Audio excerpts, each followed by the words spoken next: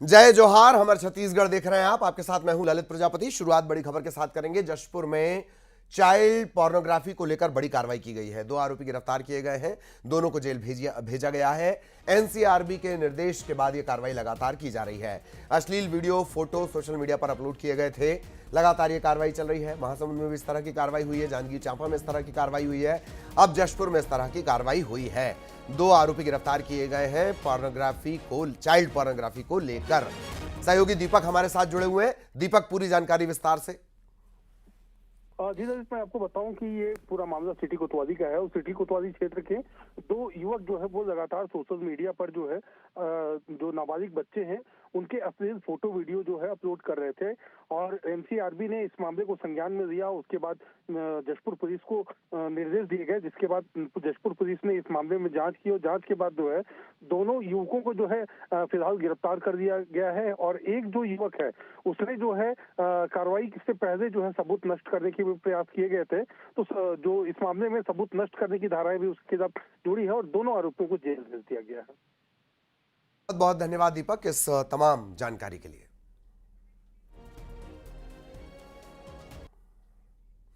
इधर रायगढ़ में धान की कालाबाजारी को लेकर पुलिस मुस्तैद है। हाल ही में साइबर सेल के साथ मिलकर पुलिस ने अवैध धान के साथ पिकअप चालक को धर दबोचा है। साथ ही पिकअप से 60 बोरी धान को खाद्य विभाग को सौंपा गया। जानकारी के मुताबिक अवैध धान उड़ीसा से रायगढ़ लाई जा रही थी।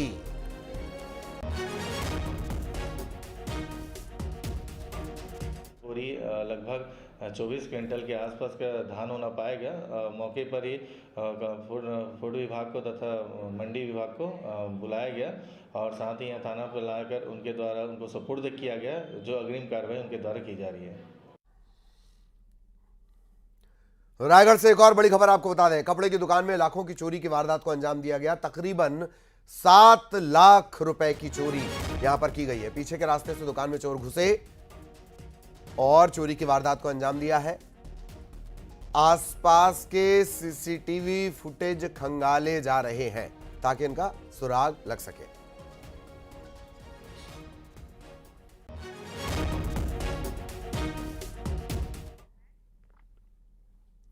रायपुर से बड़ी खबर। मामूली विवाद के बाद युवकों ने जमकर उत्पात मचाया है। घर में घुसकर मारपीट और तोड़फोड़ की है।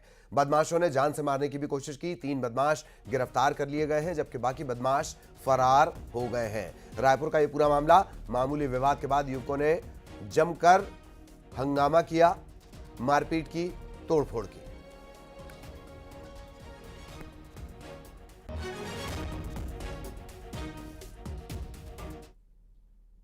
और अब धमतरी से बड़ी खबर आपको बता दें। बजरंग दल ने एसपी ऑफिस में जमकर हंगामा किया है। एसपी दफ्तर के अंदर घुसने की कोशिश की गई है।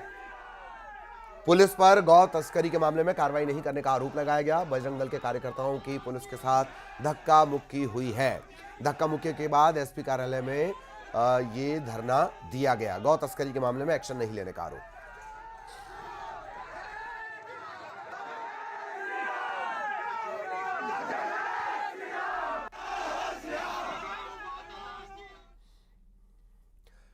इधर अंबिकापुर में दोस्त ने दोस्त की हत्या कर दी। मृतक का नाबालिग दोस्त ही हत्या का आरोपी निकला है। गला घोंटकर हत्या की गई और फिर कंधे पर लाश को ढोकर ये इस जगह जहां आप ये तस्वीरें देख रहे हैं वहां तक इसे लाया गया। मामला देखिए, लड़की से ब्रेकअप कराने से ये जो नाबालिग था ये नाराज था। मणिपुर थाने के पास छात्र का संदिग्ध परिस्थितियों में शव मिला था। नाबालिग आरोपी पकड़ लिया गया है।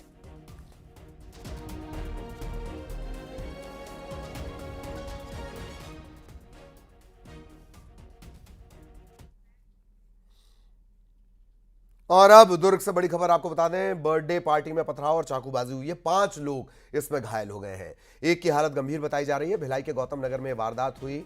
जो गंभीर रूप से घायल है उसे अस्पताल में भर्ती करवा दिया गया। जिला अस्पताल में उसका उपचार चल रहा है।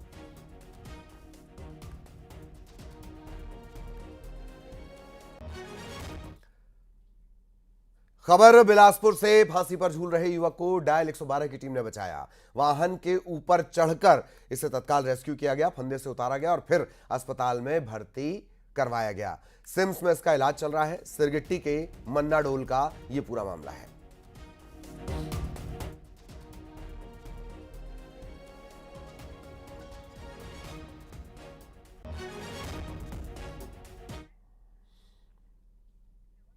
और इस वक्त मध्य प्रदेश के डिंडौरी आपको लिए चलेंगे। बड़ा अपडेट मिल रहा है। एसडीएम निशा शर्मा की मौत के मामले में बड़ा खुलासा इस वक्त। निशा शर्मा के पति मनीष शर्मा ने की थी हत्या। तकिए से मुंह दबाकर मर्डर किया गया। डीआईजी ने इस पूरे मामले का खुलासा किया है। संदिग्ध परिस्थितियों में एसडीएम मिली थी, अस्पताल ले जाया गया। अस्पताल पहुंचने से पहले ही मौत हो चुकी थी। मामला संदेहास्पद था, घर को सील कर दिया गया था। अब बड़ा अपडेट, एसडीएम निशा शर्मा की मौत के मामले में खुलासा। निशा शर्मा के पति मनीष शर्मा ने ही हत्या की थी। तकिए से मुंह दबाकर, नाक दबाकर मर्डर किया गया। अब डीआईजी ने इस मामले का खुलासा किया है। सहयोगी कृष्णा इस वक्त हमारे साथ जुड़े हुए हैं। कृष्णा, पूरी जानकारी विस्तार से। जी बिल्कुल, बताना चाहूंगा कि जो सैफुरा में जो एसडीएम थे निशा नापे शर्मा, इनकी हत्या हुई थी, इसका डीआईजी संजय शर्मा जी ने खुलासा किया है। बालाघाट मुकेश श्रीवास्तव जी आईजी जो है उन्होंने खुलासा किया है और उन्होंने बताया कि जो एसडीएम निशा नापे है उनकी हत्या की थी और जो हत्या हुई है उनके पति मनीष शर्मा ने ही तकिए से मुंह दबाकर की है। और सबूत को छिपाने के लिए पति ने, जो मनीष शर्मा है, उसने घटना के बाद कपड़ों को वॉशिंग मशीन में धुलने का प्रयास भी किया था और उसके बाद उसे सुखाया भी था। हालांकि जैसे ही पति इसको अस्पताल में लेके गया था को, उसके बाद से ही और डॉक्टर ने बता दिया था कि करीब 4 से 5 घंटे हो गए हैं इनके मृत हुए। जिसके बाद ही पुलिस ने उसके पति पर शक जताया था और 3 लोगों पर पूछताछ की जा रही थी, जिसमें पति पर सबसे ज्यादा शक था क्योंकि जो एसडीएम थी उन्होंने नॉमिनी के तौर पर अपने पति को नहीं बनाया था। उन्होंने अपनी बहन और उनके बेटे को नॉमिनी पर शामिल किया था। इन्हीं सब बातों को लेकर पुलिस का जो शक था वह उनके पति पर था और पति से जब पूछताछ की गई तो उन्होंने अपना जुर्म कबूल लिया। उन्होंने बताया कि उन्होंने तकिए से मुंह दबाकर इसकी हत्या की थी। क्या कुछ जानकारी मनीष के बारे में लग पाई है कृष्णा? क्या कुछ काम वो किया करते थे? हालांकि पुलिस को सबसे पहले मेरा ख्याल है उन्हीं पर संदेह हुआ था और बहन जो है निशा की बहन, उन्होंने भी गंभीर आरोप लगाए हैं। कृष्णा जी बिल्कुल अमित, जो निशा की जो बहन थी उन्होंने भी बिल्कुल, नीलिमा जो है, उन्होंने बिल्कुल गंभीर आरोप लगाया था। प्राथमिक तौर पर जैसे उन्हें सूचना मिली थी उसके बाद जब आप मौके पर पहुंची तो उन्होंने जताया था कि इनकी कहीं ना कहीं हत्या हुई है और इस हत्या के पीछे उनका पति ही शामिल है। और उन्होंने यह भी बताया था कि क्योंकि अब पहले से इनके बीच में अनबन बनी चली आ रही थी, इसको लेकर ही जो नीलिमा है उनकी बहन, उन्होंने शक जताया था। और इसके बाद पूरे मामले पर जब पुलिस ने इनसे गहनता से पूछताछ की तो इसमें साफ तौर से जो इनके मनीष शर्मा है, जो कि बताया जा रहा है कि ये करते कुछ नहीं थे, इनके पहले से भी कुछ विवाद चले आ रहे थे, काफी समय से इनका बीच में विवाद चल रहा था। हालांकि जो पति होने के पति थे तो आना जाना जरूर घर में लगा रहता था, लेकिन इनके बीच में बनिश्ती नहीं थी, आपसी मेल जोल नहीं था, जिसके कारण कल भी ऐसा ही कुछ हुआ और इनके बीच में विवाद हुआ। विवाद इतना बढ़ गया कि इन्होंने बताया जा रहा है कि जो नॉमिनी की जो पूरी बात थी, वहां पर वो जो पति चाहता था कि मुझे नॉमिनी बनाया जाए, मुझे सरकारी कागजों में शामिल किया जाए, लेकिन जो एसडीएम थी उनको अपने पति पर विश्वास नहीं था, उनके ऊपर शक था, इसी के चलते उन्होंने नहीं बनाया था। जिसके बाद यह जो पति मनीष शर्मा, उन्होंने इस वारदात को अंजाम दिया है। ललित, बिल्कुल 24 घंटे में बड़ा खुलासा भी हुआ है। क्या कुछ पुलिस के अधिकारियों का कहना है वो आपको सुनवा देते हैं। कृष्णा, आपका बहुत बहुत धन्यवाद इस जानकारी के लिए। पुलिस क्या कह रही है वो सुन लीजिए। शर्मा जो ग्वालियर के निवासी हैं, इनसे 2020 में मंडला में गायत्री मंदिर से उन्होंने शादी की थी। बाद में उनका पारिवारिक जीवन बड़ा तनावपूर्ण रहा है और ये जो मनीष शर्मा उनको परेशान भी करता था और साथ में उनकी जो सर्विस बुक में है, बैंक अकाउंट वगैरह में अपना नामिनी दर्ज कराना चाहता था। क्योंकि मैडम को उस पर अभी भरोसा भी नहीं था, इस कारण से वो डिनाइड करती रही। इन्हीं सब परिस्थितियों के कारण अभी कुछ दिन पहले ही व्यक्ति यहाँ पर आया था मैडम के आवास में, क्योंकि उनका पति है तो आना जाना उनका लगा रहता है। तो बाद में फिर उसने किसी बात पे बहस होने के बाद उन्होंने तकिए से उनकी गला दबा के तकिया मुंह पे रख के उनके सांस रोक दी और जिससे उनकी मृत्यु हो गई। बाद में उसने जो भी तकिया है, बेडशीट है, अन्य जो भी कपड़े थे उसको वॉशिंग मशीन में धोकर साक्ष्य मिटाने का भरपूर प्रयास किया, लेकिन पुलिस ने, एफएसएल की टीम ने और एसपी साहब चूँकि खुद ही वहाँ पे पूरी सब चीज़ों को लीड करते रहे, तो ये सब चीज़ें वो नष्ट नहीं कर पाया और हमारे पास पर्याप्त एविडेंस है और पुलिस के द्वारा इसमें 302, 304 भी 201 का प्रकरण दर्ज करके विवेचना की जा रही है। वापस छत्तीसगढ़ का रुख करेंगे। रायपुर से बड़ी खबर आपको बता दें, पूर्ववर्ती कांग्रेस सरकार में हुए घोटाले पर ईओडब्ल्यू और एसीबी में 4 अलग अलग केस दर्ज हुए हैं। कोयला घोटाला, शराब घोटाले के अलावा 2 अन्य मामलों में भी केस दर्ज हुए हैं। डीएमएफ घोटाला और राशन घोटाले में केस दर्ज हुए हैं। 16 जनवरी को 2 और 17 जनवरी को 2 केस दर्ज हुए। डीएमएफ फंड घोटाले में और चावल घोटाले में एफआईआर दर्ज हुई है। दोनों ही एफआईआर में अधिकारियों, नेताओं और कारोबारियों के नाम शामिल हैं।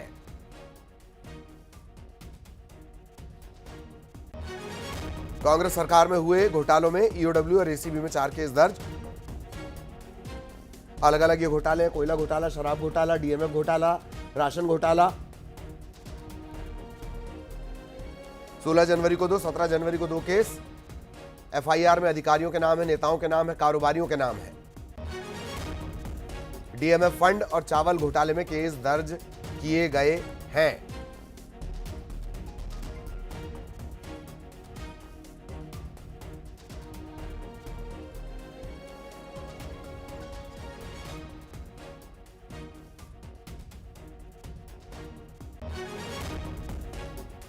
बड़ा अपडेट आपको बता दें, अलग अलग घोटाले और अब नई सरकार अलग अलग मामलों में जांच एजेंसियां तेजी से पड़ताल कर रही हैं। अलग अलग मामलों में एफआईआर दर्ज की गई है।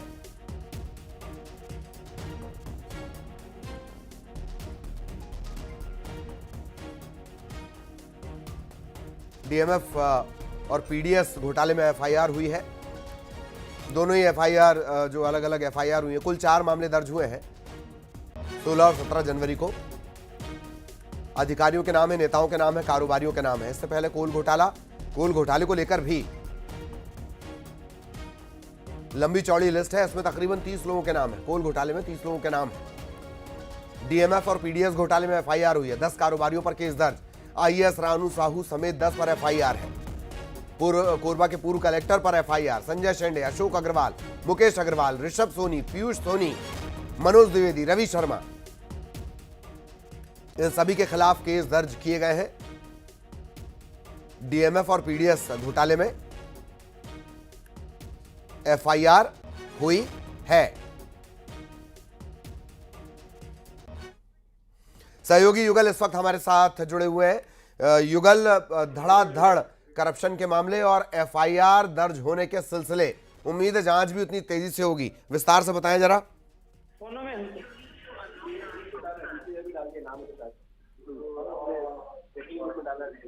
युगल, आप तक मेरी आवाज पहुंच रही हो तो डीएमएफ और पीडीएस घोटाले में एफआईआर हुई है, विस्तार से बताएं जरा।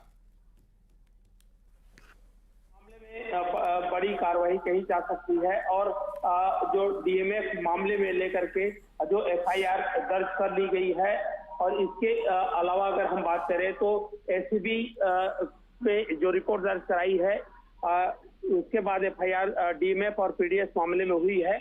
और पूर्व कलेक्टर जो कोरबा की हैं रानू साहू, और उसके बाद ये पूरी जो प्रीतिका पूजा है, मनोज सोनी है, प्रबंधक जो मार्कफेड के है, मार्फत से जो रोशन चंद्राकर है, सहित 10 पर जो पूरे मामले हैं वो दर्ज की गई है। और डीएमएफ मामले में पूरी तरह से भ्रष्टाचार की जो संलिप्तता है वो पाई गई है और जिस तरह से प्रतिवेदन भेजा गया है उसके बाद उस प्रतिवेदन पर जो कार्यवाही है अब वो की गई है। 2 एफआईआर दर्ज की गई है। ईओडब्ल्यू ने 4 एफआईआर कुल मिलाकर किए हैं, जिसमें 2 एफआईआर 16 और 17 तारीख को ये एफआईआर है वो दर्ज की गई है और एक बड़ी कार्रवाई कही जा सकती है। डीएमएफ घोटाले में संजय शेंडे संजय सेंडे है, अशोक अग्रवाल है, मुकेश अग्रवाल है, और इसके बाद ऋषभ सोनी है, पीयूष सोनी है, मनोज द्विवेदी, रवि शर्मा सहित अन्य मामले पर जो एफआईआर है वो की गई है। इसके अलावा मार्कफेड के पूर्व जो एमडी है Manoj Soni, deputy marketing officer है पूजा प्रीतिका केरकेट्टा है, और अध्यक्ष है पूर्व अध्यक्ष हैं कैलाश रुंगटा, पारस मणि चोपड़ा, रोशन चंद्राकर सहित अन्य पर एफआईआर दर्ज है वो की गई है। लगातार इस तरह से 4 एफआईआर बैक टू बैक की गई है, और अब पूरे मामले को फिलहाल ईओडब्ल्यू एसीबी ने अब विवेचना में लिया है, और देखना यह है कि आगे और भी कार्रवाई किस तरह से आगे हो पाती है। लेकिन अगर हम बात करें, चाहे वो डीएमएफ का घोटाला हो, चाहे पीडीएस का घोटाला हो, और इसके अलावा कोल जो मामले हैं उसको लेकर के जो एफआईआर लगातार दर्ज की गई है, तो शराब के मामले पर भी एफआईआर दर्ज की है, और अब पूरे जो एफआईआर है अब उसके बाद विवेचना फिलहाल जारी है। जी, कोल घोटाले में तो मेरा ख्याल है 30 से ज्यादा पर एफआईआर है, उसमें नेताओं के भी नाम हैं। ये जो कार्रवाई हुई है, ये जो 16 और 17 तारीख को एफआईआर दर्ज हुई है, ऐसा लगता है कि पड़ताल जैसे जैसे आगे बढ़ेगी राजनीतिक नाम भी देखने को मिलेंगे। युगल जी बिल्कुल ललित, आप सही कह रहे हैं। 100 से अधिक लोगों पर कोल मामले में और शराब के मामले में जो आरोपियों के नाम है वो सामने आए हैं। अब उसके अलावा जो पीडीएफ घोटाला है, और इसके साथ ही साथ डीएमएफ फंड के लगातार भ्रष्टाचार के मामले हैं, वो बीजेपी जब विपक्ष में थी तो उन मुद्दों को उठाते रहे हैं। दरअसल जो डीएमएफ फंड का उपयोग उन क्षेत्रों में किया जाता है, लेकिन इसमें बिचौलियों के भी नाम है। साथ ही साथ किस तरह से धांधली की गई है, रेट्स जो बढ़ा करके निविदा मंगाया गया है, रेट बढ़ाया गया है, इन तमाम मामलों पर जो रिपोर्ट सौंपी गई है जो ईडी ने, उसके बाद एसीबी की टीम, ईओडब्ल्यू की टीम ने जो एफआईआर दर्ज की है, और आगे फिलहाल विवेचना है वो जारी है। जी चलिए, बहुत बहुत शुक्रिया आपका इस तमाम जानकारी के लिए। सहयोगी युगल विस्तार से जानकारी दे रहे थे, और आगे भी ये मामला जारी रहेगा। इधर कांग्रेस ने बीजेपी को धर्मांतरण पर श्वेत पत्र लाने की चुनौती दी है। कांग्रेस के संचार विभाग के अध्यक्ष सुशील आनंद शुक्ला का कहना है कि छत्तीसगढ़ में धर्मांतरण को लेकर श्वेत पत्र जारी करें। ये बताएं कि बीजेपी के शासनकाल में कितने चर्च बने, धर्मांतरण कितने हुए, और यह भी बताएं कि कांग्रेस के शासनकाल में कितने चर्च बने, धर्मांतरण हुए। शुक्ला ने यह भी पूछा कि धर्मांतरण को लेकर बीजेपी नियम क्यों नहीं बना लेती, अब तो यहां डबल इंजन की सरकार है।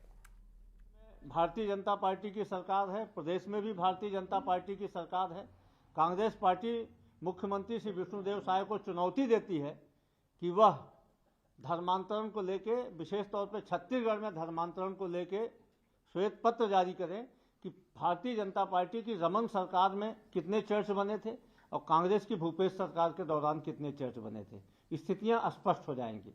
भारतीय जनता पार्टी की जब जब प्रदेश में सरकार रहती है या देश में सरकार रहती है, वह स्वयं धर्मांतरण को बढ़ावा देती है ताकि इस मुद्दे पे बयानबाजी करके मतों का ध्रुवीकरण कर सके। भारतीय जनता पार्टी को हिंदुत्व से, सनातन से कोई मतलब नहीं है। वो अपनी राजनीति करने के उद्देश्य से इस प्रकार की चीज़ों को प्रसारित करती है। छत्तीसगढ़ में भी जो धर्मांतरण की बातें हैं उसके पीछे भारतीय जनता पार्टी है। नहीं तो श्वेत पत्र जारी करके बताएं कि प्रदेश में कितने चर्च रमन के 15 साल के कार्यकाल में बने थे, उसके पहले कितने चर्च थे, और हमारी सरकार के 5 साल में कितने। इस श्वेत पत्र की मांग को लेकर शिक्षा मंत्री बृजमोहन अग्रवाल ने पलटवार किया। उन्होंने कहा कि कांग्रेस की सरकार ने धर्मांतरण को लेकर 5 साल में जो काम किया है, धर्मांतरण को लेकर कितनी शिकायतें, कितने मामलों में कार्रवाई की गई, यह कांग्रेस बताने को तैयार नहीं, और अपनी गलती छिपाने के लिए बीजेपी पर आरोप लगा रही है। पूरे प्रदेश में धर्मांतरण को लेकर कितनी शिकायतें हैं और कितनी शिकायतों पर कार्रवाई की, जरा कांग्रेस को बताना चाहिए। कांग्रेस तो बताने को तैयार नहीं है। मुझे रायपुर की ही मालूम है कि कितनी शिकायतें हुई हैं, तो उन शिकायतों को कांग्रेस को बताना चाहिए, और कांग्रेस अपनी गलतियों को छुपाने के लिए हमसे बोलती है। और अब देखेंगे टॉप 20। रायगढ़ में 60 बोरी अवैध धान जब्त, पिकअप